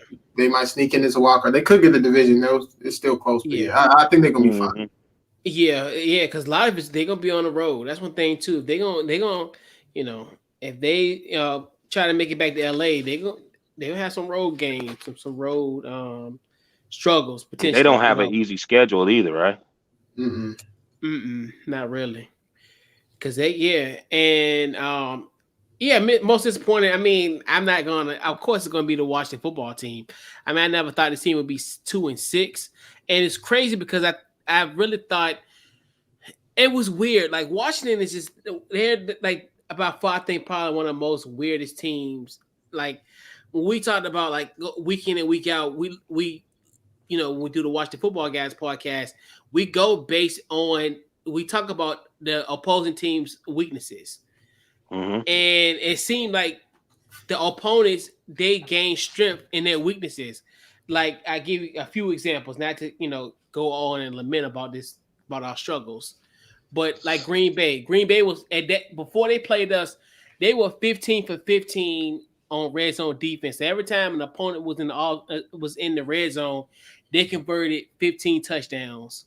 So they so once you had Green Bay at the goal line at the goal line, but at the red zone, they score a touchdown. What happened in that game? They got in the red zone and didn't do anything. Kansas City, one of the worstest offensive team. They make the 2020 Dallas Cowboys look like the 2000 Ravens. And what happened? They only scored 13 points. So it's just like a lot of that type of stuff. It's just like that's what makes it disappointing. And even to your point, that just as far as the defense, this hasn't come to play. I think a lot of it last year was more so we would get a lot of turnovers. So we were getting the pressure, then we were getting turnovers off of those. But now we're getting beat everywhere, and everybody me and Rob always said, if you got a second or third string wide receiver, start him. Because he's going to go off on us. Emmanuel Sanders went off on us. Cordell Patterson went off on us. I mean, it's so many guys that went off on us. Like, it's just it's something about that slot or that second or third wide receiver that kills us week in and week out. So, and then I'm shocked about the Miami Dolphins. I was really shocked at 2-7. Yeah, I was gonna say Dolphins. They're a team I thought there was gonna maybe be like a New England, like a 5-4, a team that would compete with the Buffalo Bills. But like you think about it, my goodness, they were they're on a 7-game at one. Luckily they won Sunday, but they just snapped a 7-game losing streak. And hell, no offense, Dad, but y'all beat them. Yeah, that's saying something. They definitely surprised me. I thought the Dolphins were going to be 10-7. Like you said, where the Pats are, they're 5-4. Like I predicted, I think if I have it right, I predicted the Dolphins going 10-7. That's obviously not happening. So yeah, I figured they were going to at least take somewhat of a leap, but they haven't. And even though you want to say Tua has been out for the bulk of the season, but still, just in general, man, this team has been definitely disappointing. And then, like you said, I definitely want to root for Brian Flores. So I want him to still keep his job. But at 2-7, and then they don't have that draft pick, right? Looking rough. It's looking real rough. Shout out to Philadelphia Eagles for for getting another potentially a top 10 pick as well on that end. So we talking about disappointing teams. What about the surprising teams? Dad, who's your surprising teams? I don't want to be that guy. I feel like this one's obvious. I couldn't pick anybody else. I really couldn't. I'm going with the Cardinals. I didn't think they were sorry. I thought they were good. I had them third, in the NFC West, but these dudes have taken off. Like everybody's playing good. They don't have when D-Hop's not playing, they're still playing well. They hit on Rondale Moore. Isaiah Simmons, last year he wasn't really playing like that. He had a couple DNPs. Now he's just looking like I'm going to say a stud, but when you watch him play, he can play in the middle. He can play the rocket position. He can play in the nickel and the slot. Yep. He can just do it all. And I see, him and Budda Baker just running that defense. And they lost J.J. Watt, but they're still looking good. I don't know. All around, man, they surprised me. I thought I picked San Fran this week as soon as I saw Kyler was out, but Colt McCoy looked fine. And that pickup with James Conner, he's been a great red zone threat. Like, I know he has 11 touchdowns. Don't look at that like he's running for like 1,000 yards. He gets all the carries inside the 10, and he's a big dude. So, he's going to get those tuds. But they just look good, man. They look well coached, too.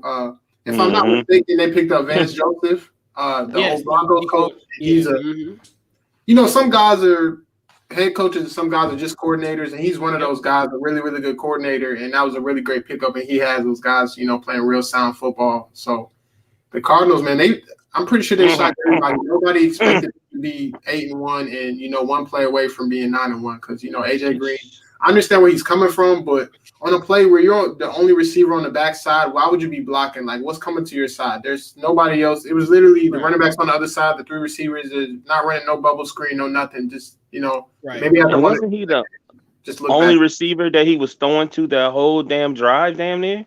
I mean, I wouldn't say that's the reason for him to look, but I'm just saying, like, if you're by yourself, there was no running back over there, no other receivers for you to block for. Why are you still, like, maybe it's a natural instinct after 1 or 2 seconds would be to look back for the ball. And you got to have that camaraderie, that connection, because that's something you practice doing practice when the play's dead, just throw a little back shoulder. And I'm pretty sure that's D-Hop there sitting at 9-0. So it's just a tough play. But Arizona, besides that one play, they've looked good. Because if you remember when Kyler threw that pick, they stopped the Packers on like the 2-yard line and went 98 yards the other way in like 2 minutes to win the game. And they just that one play. But yeah, Arizona, they look good, man. I really think as of now, I know I'm not saying just because of their record, but they look like the best team in the league, in my opinion. Yeah. I got Arizona, man. Let me tell you, that Rondale Moore is different to me. And the reason I'm saying that is like, I look at things from a boxer perspective, just like you, because like, see, you say you're a quarterback, so I know you see things differently than most. And his angles, like he'd be running diagonal, and then when he'd juke left, but he'd juke so hard that he'd go right so smoothly, like, and I'd be like, man, I think I was telling you, Chris, I was like, man, he got this like 1-step juke that's crazy. It's you know what I mean? And I was like, oh man, like it's really, they know what's funny to me. They look like the Kansas City Chiefs to me. They got that swag, that speed, that power, that confidence. They really do. Like, I don't see that with the Chiefs this year. I was watching them because I hadn't really watched the Cards, and then when I watched that Green Bay game and the way they were moving and just different things, I was like, even Murray, the way he doing the plays and how you think he's about to get hit, and then he'll throw a play and come out of one of his throws will come out of nowhere. It looked like Patrick Mahomes a little bit to me. You know what I'm saying? Like you not. Yeah, like you know what I'm saying. It was real interesting, but definitely the Cardinals, man. Cause like me and Coach said that when we did the preview that we were hoping, because they really seemed like a really exciting team last year, that they would have some type of success. You know what I'm saying? So I'm picking the Arizona. Yeah. Mine's Arizona too. Like I kind of talked about it early, like with them being 8-1 and 3-0 in the division, which at this point, that's the best position that you want to be at this point. Because hell, worst case scenario, you'll be 500 in this division. So, and I think even with it may not put you at the top as far as an NFC West if you end up being 3-3 in division, but I mean, you got wins over the Rams. You got you got a win over San Francisco, obviously, and they got the Titans week 1 too. Titans week 1, right? So yeah, they've had big wins where Tennessee might be number 1 seed in the AFC potentially, you know, and that's like I said, that's a cross country 1 o'clock, a 10 a.m. body clock Eastern Standard Time for the Arizona Cardinals. With that, and then I'm the Patriots. I think Patriots are another team that I'm surprised at this point at 5-4. They've had some solid wins. They won 4 of their last 5 games. They had a solid win against the Chargers a couple weeks back, and then they did, lose close games to Tampa and Dallas. So those are kind of, one of those things. I know at the Patriots game, I think they were like 2-3, or I forgot what their record was. They was like, they were struggling, and everybody kept on saying, "Oh, Belichick, he's through, he's done." But he's kind of riding around, and then with him having a rookie quarterback, and they've been like kind of off and on. But yeah. So fellas, let's round out this week's Couch Coach Live. We'll do our Week 10 picks. And we'll go around the horn with that. So we got Thursday night game. We got the Baltimore Ravens at the Miami Dolphins. Thad, who you got? Ravens by 10. It's is it in Miami? Miami, yeah, it's not at Avenue. It's gonna be close because it's a short week. Playing in Miami, but Lamar's going back home to the crib, and he likes to show out. He's from Miami, so I see the Ravens winning by 10. Yeah, that's right, South Florida boy. What you got, Mal? I'm gonna go with the Ravens. Yeah, give me Baltimore as well. They'll celebrate on the Avenue on Friday morning. I gotta stop saying this. Dude, so I can't do that. I can't. They gonna kill what's messed up, right? This is I was watching the new show Swagger, and little Snoop from The Wire came on there, so I bust out laughing because that's what I think about when you say that. On the Avenue. I was like, my bad, bro. I was like, I don't know, dude. I don't know if it's a British. Creole, that's what makes it funny because he's not even saying it right, like right. Right.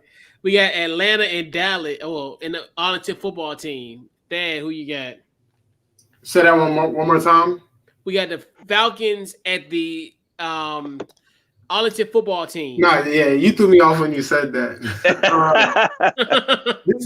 This is a tough one because the Cowboys, after they, let me stop. All right, the Cowboys laid an egg last week. I think they bounced back. The Falcons look decent, but I don't think they beat the Cowboys, because I think the Saints with Jameis would have beat them. So I'm going with the Cowboys. Yeah. We got Maui. And dude at my job was talking a lot of shit. And he was being a little bit too disrespectful. But I'm gonna pick Arlington. I'm gonna pick the Cowboys. Man, I hope the Falcons win. Me too. I'm hoping so I'm much. serious, man. I really hope the Falcons win. Ditto. But the team in Arlington is gonna take care of business. The home team will win. All right, we got New Orleans at Tennessee. Dad, who you got? Titans by a couple touchdowns. That Trevor Siemian game when they played the Bucks, that's worn off. It's back to regular Trevor Siemian, and the Titans are rolling. All right, Maui, who you got? Titans. Yeah, give me Titans as well. I'm at this point. You better call Phillip Rivers. We got Jacksonville at Tennessee. Dad, what you got? I'm not going for it. Not 2 weeks in a row. Nope. They got to show me first. Colts by 10. All right. Colts. All right. Maui, who you got? I'm gonna go with the Colts. Yeah, I'm gonna go with the Colts too, because Lord knows if y'all win in Indianapolis, Urban Meyer ain't coming back to Monday. He got to ride back with the team. Those privileges are gone. He can't fly on his own anymore. Bro said, look, after the game, that man said, look, I'm flying by myself. I got my Ohio State gear on. Like, I'm going straight to Columbus, dog. Urban Meyer, where you going? I'm gonna go get some Lou Williams lemon pepper wings. Crazy. I'll be okay. He probably thinking to himself, they say I don't have to fly back. Can I drive to Columbus? Let me stop. Right. We got Cleveland at New England. All right, Dad, who you got? Come on, Dad. New England. What's the location for this? It's in New England, right? It's Foxborough, yes. I'm gonna roll with the high hand.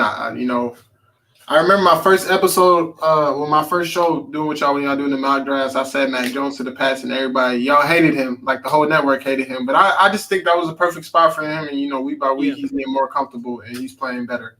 But Baker without Odell, I don't know what that is, what that's about, but he does play a little better.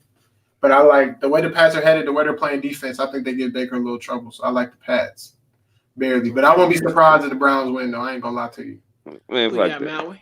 He got Maui. Pats. I'm going Pats. All right. Pats. So I'm the lone wolf in this. Give me the Cleveland Browns.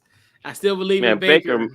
Yeah, he gonna be your future quarterback. He don't need OBJ. He got Dante Peoples-Jones, DPJ. So and shout out to Denzel Ward with that pick six last week. So we got Buffalo at the New York Jets. Thad, who you got? Damn. Buffalo by 17. They're mad. They got, I don't know what happened last week, but they laid an egg and they run it up on the Jets easily. All right. Who you got, Maui? I'm going Buffalo. Same division, right? Yes, sir. Mm-hmm. Yeah, they're gonna like them up. I like Josh Johnson. And Thad, I hate to bring this up. But Josh Johnson, last victory was against. I remember that game. Yes. That was a couple years ago. We were sorry. I don't even want to talk about it. Yes, it was a cloudy, a seasonably warm, cloudy day in Jacksonville in December 2018. Yes, indeed. Well, we didn't even have a long snapper. He had to drive to Jacksonville to make the trip. We didn't even have our line snapper. So. But give me Buffalo. I think Buffalo's going to take care of business. We got Detroit coming to Pittsburgh. Oh, you got that? Yeah, Pittsburgh's going to continue to keep rolling. We know what that is. I said, when I bet against the Jags last week and they did me dirty, and then I picked the Lions when they played the Eagles thinking they was going to pull an upset, and they got beat by 40. So, yeah. Whoever the Lions play, I'm taking the other team. Yeah. I already know what you got, Maui. Man, I'm gonna tell you something. I mean, Ben, I hope please be watching me when I tell you this. Don't you go in that damn near and cough up that damn game. I'm telling you, man. Ben be on the take. I don't care what nobody say. Right. Give me Pittsburgh. It's another cold day in Detroit for these guys. And to round out our 1 o'clock spectacular, we have a playoff rematch between the Tampa Bay Buccaneers and the Washington Football Team. Can we be unanimous? Is it unanimous, right? I don't trust you. Tampa. We're gonna lose. We're gonna lose to Tampa. I got AB Tampa, ain't but getting. yeah. Nah, I got Tampa, but Heineke, he might show up again, but I don't think it's anything like that playoff game. They might. No. It's at the crib for y'all. Yeah, it's at the crib for us. I mean, home field advantage at y'all stadium is not the greatest. I don't think, in my opinion, but no. Yeah, I don't know. Maybe the Pats defense finally shows up. Maybe you know how Chase said he wanted Tom last year. Maybe he shows that he wants Tom this year. No, he don't need no. He don't want nobody at this point. We don't want nobody. We just want to just lay down and wait for January 9th to be over. I mean, at this point, Hey, y'all got a lot of Heineken got a lot of highlights though that I saw today. But he ain't putting it in the end zone, and that's the problem. Hold up before you move forward. Yeah. Man, the beginning of this season, we tried to tell you that, and you was all you was all up here, and because we really thought Ryan Fitzpatrick was gonna play, and we figured Taylor was gonna probably be on the shelf until next year, and I figured they were gonna evaluate him. But now his evaluation period is now, and he's shown flashes, but now he's just been exposed. I mean, guys know, like we talk about it every week. If keep him in that pocket. Mm-hmm. To beat Taylor Heineke, keep him in the pocket. We say that every single week. If you get him outside that pocket, he can beat you. But other than that, but most teams do a great job of just keeping him in the pocket. Keep him in the pocket and make him second guess. He's done. Why don't you two-way page Cam? Well, that's they don't want him, right? Because what's gonna happen is I don't know, because then the other option is probably gonna be Kyle Allen, and they're gonna ride with those two quarterbacks to the end, and then they stubborn. They stubborn. They rather have Cam Newton's backup playing before he do. I'm just saying. I don't think Cam want to play football anyway. What you think, Dad? Think he want to play football? I mean, I don't know why he would want to go out like that. Like, knowing the type of guy he is and the pride he has, I don't think he wants to go out like that. Like, he didn't even get the last memory we have of Cam Newton is the season last year when he was hurt, with the COVID and stuff. So I'm pretty sure he wants to play, but Ron Rivera don't play about that. I mean, he did get vaccinated, but I know he wasn't going to sign him at first because Ron Rivera just got done with cancer and stuff. He's not playing with that. The people that's not vaccinated, that's not taking this stuff seriously. So, I don't know. I think he wants to play, but I don't think anybody signs him. I know. Right? Did you see the video with him and his father? No, I don't really get into his little vlog stuff. I'm not the biggest. Yeah, I'm a fan of Cam, but I'm not watching the vlog stuff. We all are from fan of Cam, but when I watched that, I was like, man, that might be the issue, because I was just sitting here like, man, it's too much, man. He's worse than Antonio Brown. I don't know if anybody could be worse than AB's little stretch he had when he got cut. Oh man, you got to watch that vid then. I might have to. I might have to tune in. I was sitting here like, the way you talking about it, you sound like he might have lost his mind a little bit. He's going a little crazy. No, what I'm saying is, when Antonio Brown, what he did was he was trying to be flashy and be entertaining, and I've been trying to tell Chris that this dude may not have he might say he has the passion to do it, that want to play, but he may not want to play anymore. You know what I mean? Like, he was like, man, it's like the first time, man, I can, I could wake up with my kids and eat cereal with them. You know what I'm saying? Because I've always been working. These are the things that he was saying. You know what I mean? And I was like, well, maybe he really don't want to play no more, man. And he just scared to say that he don't want to play no more. I don't know what it is, but I will say if he doesn't get signed by like the end of this season, it's not looking good. Well, I don't know. This year it might be. Well, He might, and you think about it, you know, so many backup quarterbacks going to be starting quarterbacks next year, and just due to the fact of how bad the quarterback market is for the draft. Like you said, if you don't get signed, I think if you don't get signed going into the 2022 season, then I think he's done.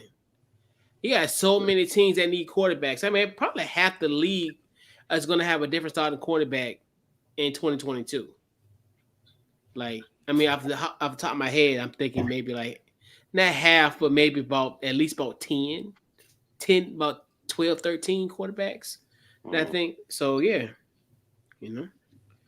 So we got the Carolina Panthers at the Arizona Cardinals. Who you got that? You say Carolina Panthers at Arizona? Yeah.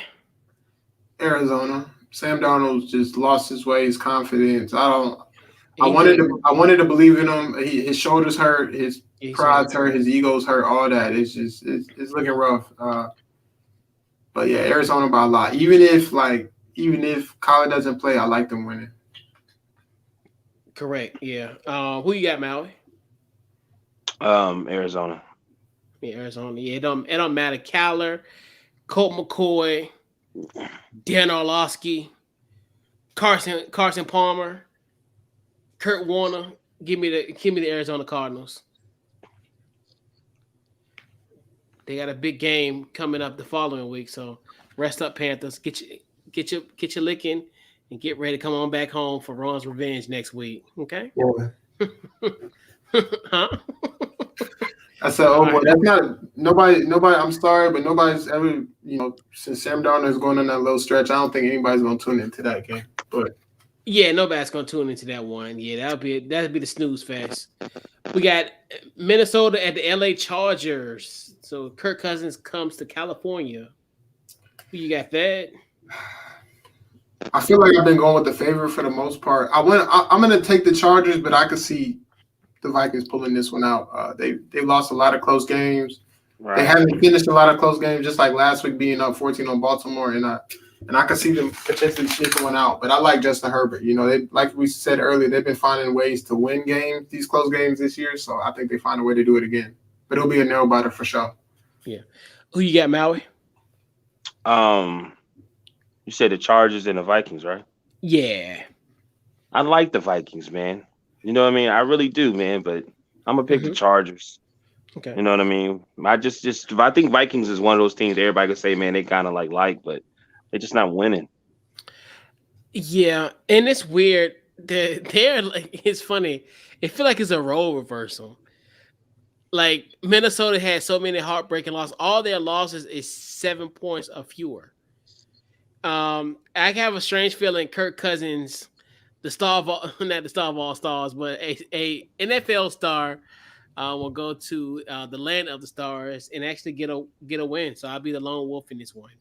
Give me Minnesota for the upset.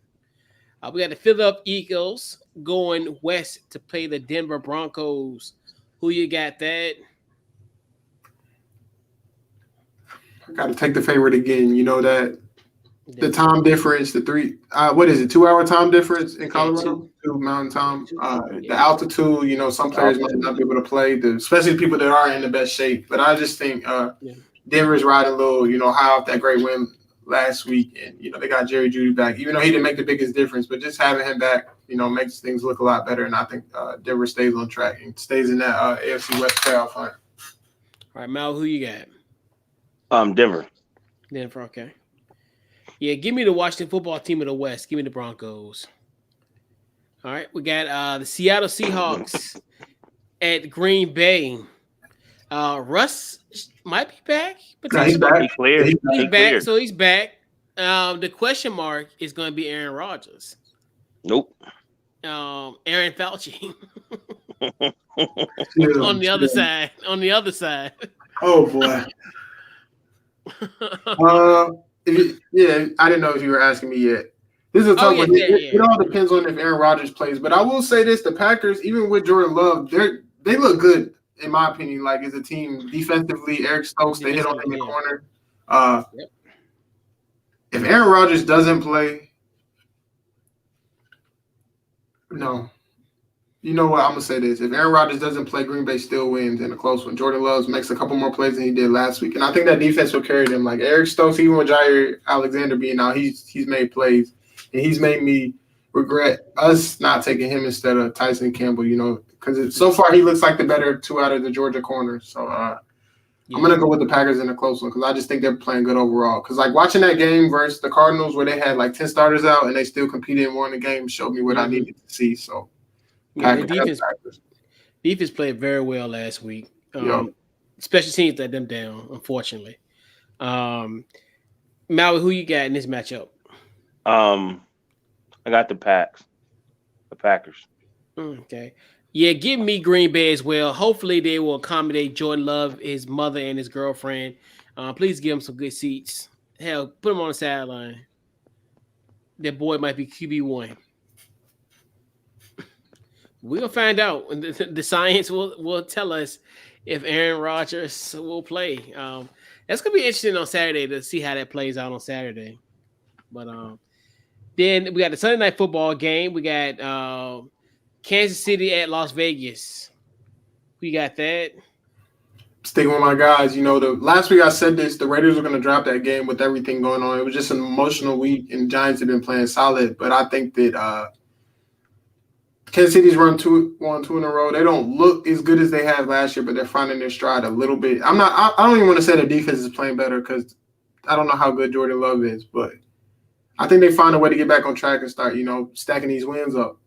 And then, you know, when week 13, week 14 comes, they start respecting the Chiefs how they were before. So I like Kansas City finding a way to win. But the Raiders are their kryptonite. They do give them tough games, and they beat them last year. So I'm going with the Chiefs. I like my homeboy stepping it up.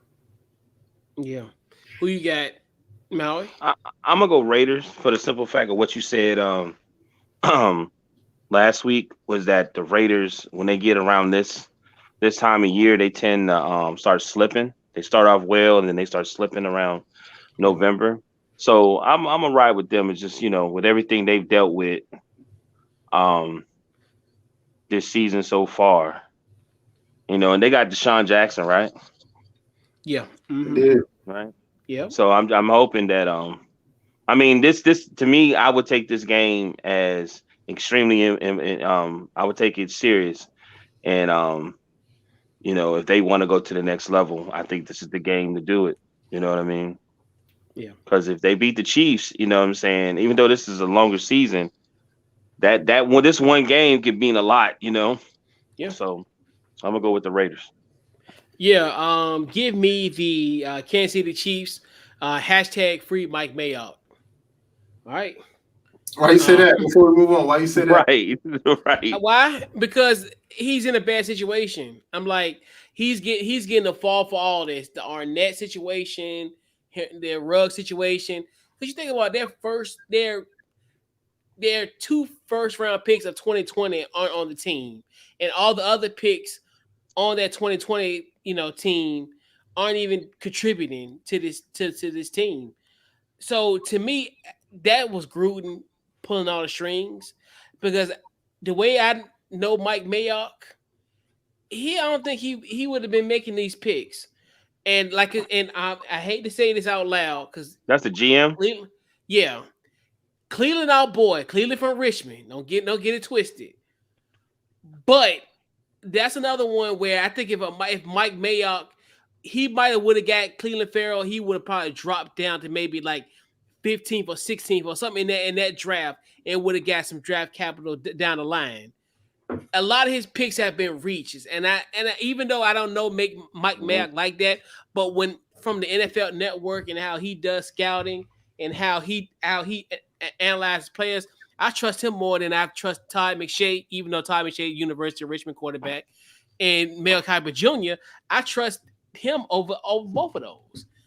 Because he's generally spot on. If you look at some of his scout reports that he had, obviously beforehand, as far as when he's in the NFL Network, and even when he was calling games for Notre Dame on NBC, I'd love that move of him being a GM, but he's not making these moves because I don't from what I see his work, he wouldn't have done the stuff he did. And like you said, and there's no shade to Cleveland,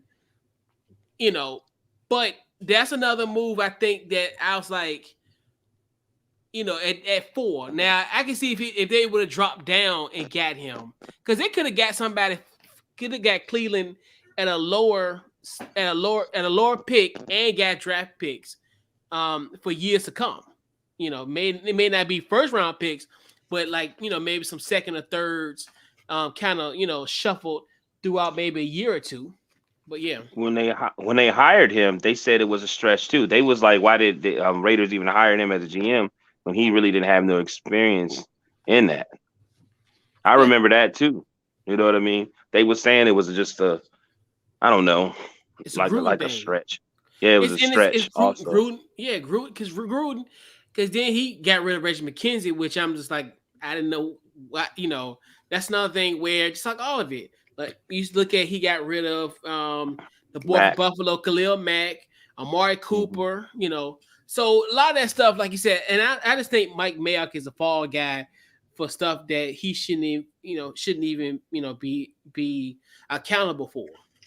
I agree. Real quick, I want to add something, because when you were saying that, it's crazy that you say that, because somebody I was talking with about the Mike Mayock thing, I was kind of like on the opposite end a little bit, just saying, because him going from TV to getting a job, which I understand he did a good job on TV, but didn't think he should just be completely thrusted in that role, earn it a little bit. But somebody has said that what you said, he's not even the one making the picks. Like John Gruden has the final say on all those dudes, so him taking the fall for that is kind of, kind of lame to me, honestly. And like you want to get out of there.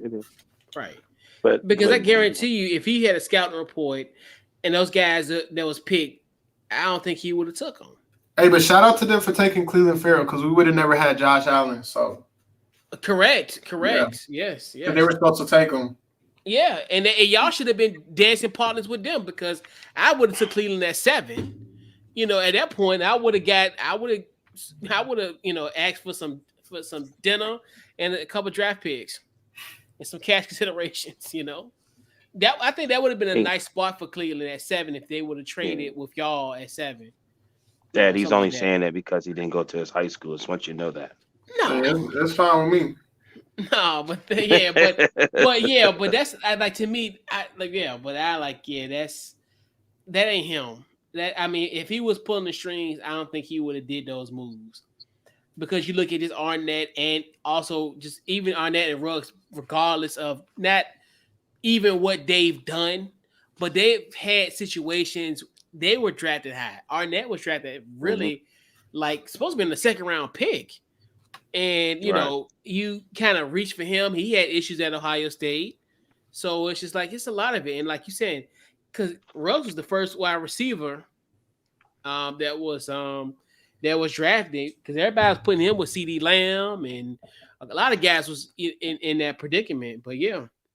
So we got the LA Rams versus the San Francisco 49ers in Santa Clara. Who you got, Maui, in this matchup?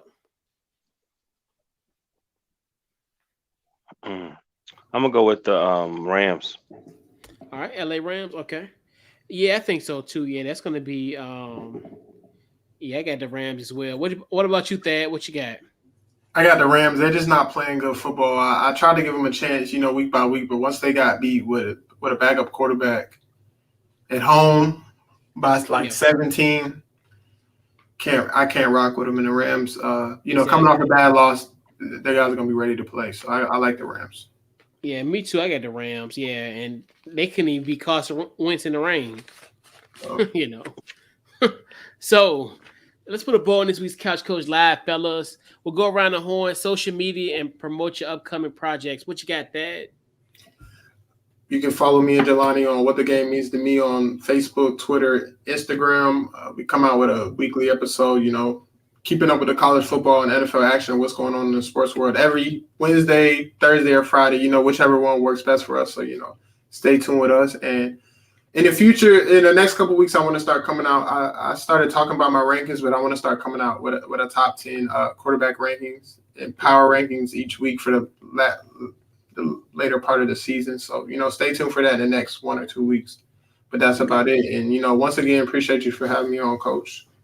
No problem. I always got to have a QB1 of the squad on here. Right. Yeah, Right. yeah.